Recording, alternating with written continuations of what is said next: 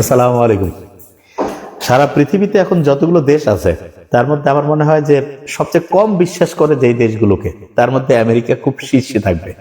তার মানে এই দেশের বিশেষ করে প্রেসিডেন্টের কথা, 24 ঘন্টায় তো সূর্য একবার আমরা দেখি ডুবে অস্ত যায়, মানে উঠে, কিন্তু এনার কথা দেখা যাচ্ছে 24 ঘন্টায় কয়েকবার কয়েক রকম হয়ে যায়। এবং এই কারণে যেটা হয়েছে, সারা পৃথিবীতে যে নেতৃত্ব দিতে চায় তার বিশ্বস্ততা থাকতে হয়, তার মানে তার কথাতে মানুষের ট্রাস্ট থাকতে হয়। সারা পৃথিবী চলে মূলত বিশ্বাসের উপর ভিত্তি করে। বিশ্বাস যদি কেউ হারায় ফেলে তাহলে তার ধ্বংস অনিবার্য।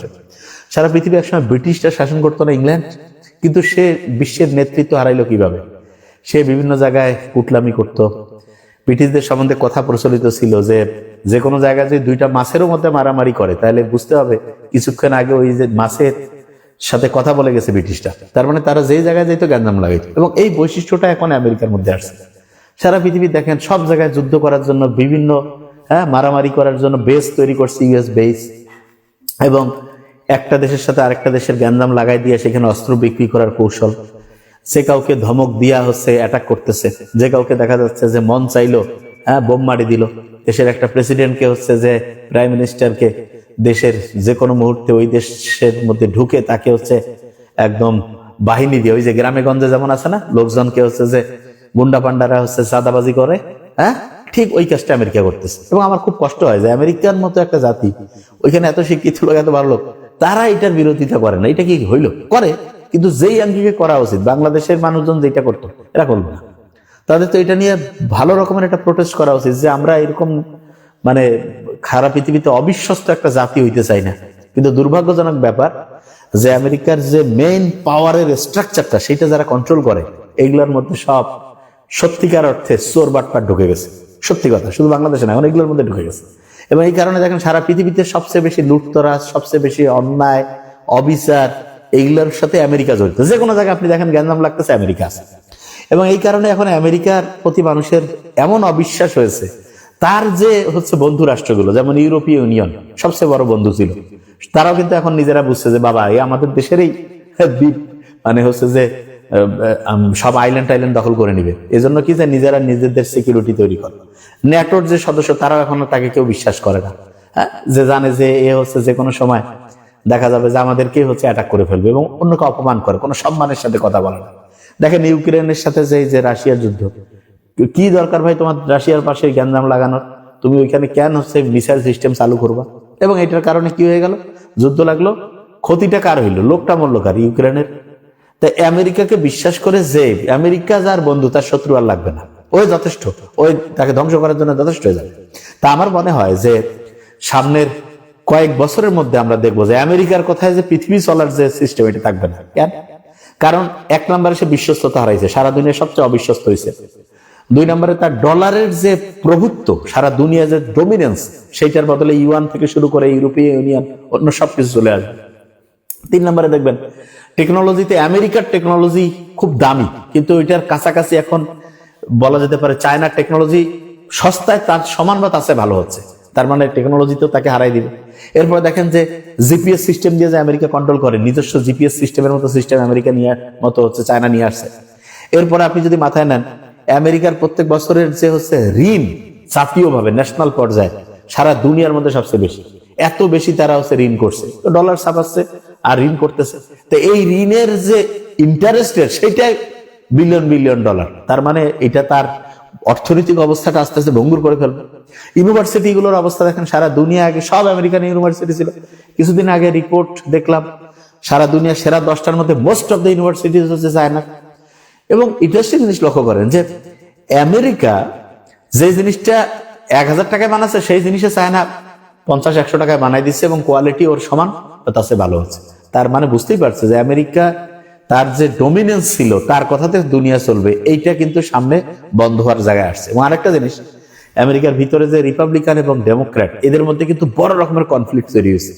এমন হইতে পারে ওই দেশেই হচ্ছে গ্যাঞ্জাম লাগিয়ে গেল, তার মানে ভিতরে ভিতরে ওই দেশের যে হচ্ছে যে দুই পার্টির মধ্যে অনেকটা আওয়ামী লীগ বিএনপির মতো অবস্থা তৈরি হয়ে গেছে।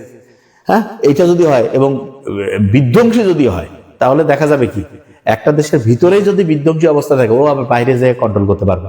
ওইখানে একটা জিনিস আছে, যখনই ভিতরের মধ্যে বেশি গ্যাঞ্জাম লাগে এবং শক্তিশালী দেশ, তখন তারা ভিতরের গ্যাঞ্জামটাকে এটাকে হচ্ছে ওটাকে কি বলে, ওই যে শাক দিয়ে মাছ ঢাকার মতো বাইরে অ্যাটাক করে ফেলে। তো এই জিনিসগুলো রয়েছে। স্যার আপনার ক্যামেরার গ্লাসটা মনে হয় গোলা, হ্যাঁ এটা আমিও আজকে চিন্তা করতে চাই, এটা ঠিক করতে হবে, দেখি ইনশাআল্লাহ।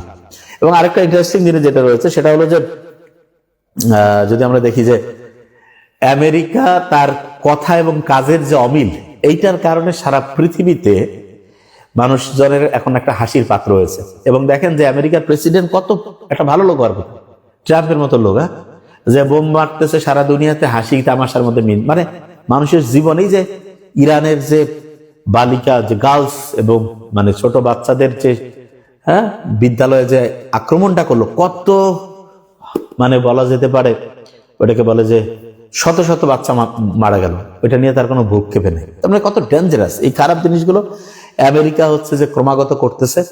এবং এটা আমার যেটা অবজারভেশন সেটা হলো যে ইকোনমিক্যালি সে হচ্ছে যে দুর্বল হয়ে যাচ্ছে, ডলারের আধিপত্য যেটা সেটা নাই হয়ে যাচ্ছে, সামরিক ব্যয়ের কারণে সে নিজে যুদ্ধ করে আর কত টাকা কামাই করবে সেটা রাস্তা বন্ধ, প্রযুক্তিতেও চায় না তার সাথে একদম সমান্তরালে, তাকে কিছু ক্ষেত্রে বিটু দিয়ে দেবে।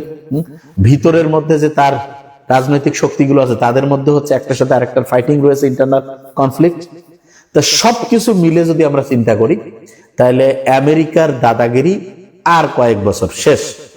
এই ইরান যুদ্ধের পরে আপনি নিশ্চিত থাকেন যে ওই আমেরিকার কথাই এই কথা চলবে না, বরং হ্যাঁ অনেক অবশ্যই ওয়ান অফ দ্য বেস্ট, বা ওয়ান অফ দ্য কি বলা যেতে পারে যে পাওয়ারফুল কান্ট্রিজ থাকবে, কিন্তু হচ্ছে যে তার কথাতেই বিশ্ব চলবে এরকম না, বরং বলা যেতে পারে যে চায়না, এখানে ইউরোপীয় ইউনিয়ন, এদের কথা, চায়নার কথা খুব থাকবে। এবং চায়নার সাথে আপনি দেখেন ইউরোপীয় ইউনিয়নের বড় রকমের কানেকশন তৈরি হচ্ছে, ইন্ডিয়ারও এখানে একটা ভালো প্রভাব থাকবে। আর আমরা বাংলাদেশ যারা, আমাদের সময়ের কাজ সময় করতে হবে, গ্যাঞ্জাম করে মারামারি করার চাইতে টাইমটাকে কাজে লাগানো, এবং হচ্ছে যে আমাদের দেশের মধ্যে মানুষজনের পারস্পরিক বন্ধুত্বপূর্ণ একটা, আমাদের দেশটা কিন্তু খুব অসাধারণ, কারণ সবাই বাঙালি, কথা বললে সবাই বুঝতে পারে, একটা জাতিসত্তার লোক। যদি আমরা জাস্ট একটু যদি হচ্ছে যে রাজনৈতিক পরিস্থিতিটা যদি বন্ধুত্বপূর্ণ হয়, দেখা যাবে যে একদম পিক অফ দ্য ম্যাক্সিমা, মানে একেবারে সর্বোচ্চ পর্যায়ে ইনশাল্লাহ আমরা যাবো। তাই ইনশাল্লাহ ইসলামের একটা নিয়ম আছে, যে অন্যায় করে, যে যত বেশি হচ্ছে অনিয়ম করে, তাকে নেতৃত্ব থেকে অটোমেটিক আল্লাহর ইশারায় হোক আর যেভাবে হোক সে নাই হয়ে যায়। এবং মুসলমানরাও যে নেতৃত্ব থেকে হারাইছে, তার মানে মুসলমানরা ওই সময় যে ইসলামের কথা, সেই কথা অনুযায়ী কাজ করতে পারেনি। এবং নিয়মটাই হচ্ছে যে হচ্ছে মূলনীতির বাইরে যাবে সে ধ্বংস হয়ে যাবে। দেখেন ইউরোপিয়ান কান্ট্রিগুলো দেখেন, ধর্মীয়, ওরা ধর্ম মানে না কিন্তু ধর্মীয় ব্যাপারগুলো মানে, সত্য কথা কয়, মানুষকে ঠকায় না, তারপরে হচ্ছে অন্যের উপকার করে, গরিব দুইকে দান খয়রাত করে। আচ্ছা, এগুলো কিন্তু ইউরোপিয়ান কান্ট্রি দেশের লোক করতেছে। আর আমরা মুসলমান থেকে হয়েছি ঠিকই, কিন্তু ঠিকভাবে জাকাত দেই না, ফিতরা দেই না, দান খয়রাত করি না, মিথ্যা কথা কই, ঠকাই মানসিক। তার মানে ফর্মুলা, ধর্মীয় ফর্মুলা আমরা মানি নাই, যে মানছে সে উন্নত হয়েছে। তো এটা খুব ইন্টারেস্টিং, মুসলমানরা যে উন্নত হইতে পারে না, তার মানে ফর্মুলা আমরা মানি নাই। স্টুডেন্ট ভালো হবে কখন? যখন সে রেগুলার পড়াশোনা করবে, নিয়ম মানবে। ঠিক তেমনি করে ইসলামের যে কোরআন এবং তার সাথে যে হাদিস, এইটার যে মূল ফর্মুলা, এইটা ফলো করে যেই জাতি চলবে তারা উন্নতি হবে। যেমন আমি অস্ট্রেলিয়াতে শুনি, কানাডাতে শুনি যে রাতে একদম তাড়াতাড়ি ঘুমায় যায়, এবং তারা ভোরে উঠে সারা দিন পরিশ্রম করে, এবং তাদের হচ্ছে করাপশন নাই, স্বজন প্রীতি নাই, তারপরে দলীয়করণ নাই, এই জন্য দেশটা উন্নত হয়। তা আশা করছি আমরা যত হচ্ছে ধর্মীয় বিধান মানবো, সততার সাথে হচ্ছে যে কাজ করব, ইনশাল্লাহ আমরা অসাধারণ জায়গায় যাইতে পারবো। Thank you so much. আসসালামু আলাইকুম।